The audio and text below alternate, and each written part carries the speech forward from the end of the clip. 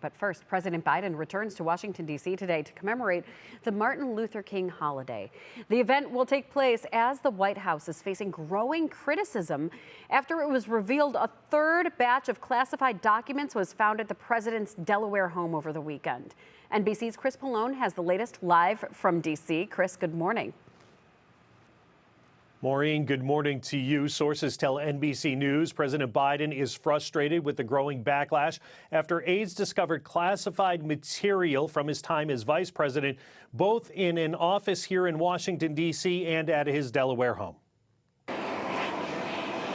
Sources say President Biden views the discovery of classified material at his former office and his current home as the result of probable sloppiness by aides as they packed up his items when his term as vice president came to an end. The president hasn't answered questions about the matter since Thursday, avoiding reporters' questions several times Sunday during a trip to Atlanta to mark Reverend Martin Luther King Jr.'s birthday. His mission was something even deeper.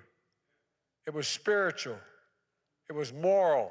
Democrats are trying to draw distinctions between the Biden team's handling of classified documents and that of former President Trump, who has insisted he declassified items found during an FBI search at his Florida home. The president's lawyers, the moment they found out about the documents that day, turned them over to the National Archives and ultimately to the Department of Justice. But with special counsels now investigating both presidents' handling of classified material, House Republicans are eager to put the Biden White House under the microscope. The hypocrisy here is great. We're very concerned about a lack of transparency. We're very concerned, as I've said many times, about a two-tier system of justice in America. And we just want equal treatment, and hopefully we'll get some answers very soon. But questions remain. Was he aware that they'd been moved? Did he, in any case, in the past 5 years, has he handled those documents? Was he aware of them? The White House has promised to cooperate with the special counsel's investigation. And given that several of those classified documents were found at President Biden's Delaware home, his personal home, the Republican chairman of the House Oversight Committee has requested visitor logs to that home for its investigation.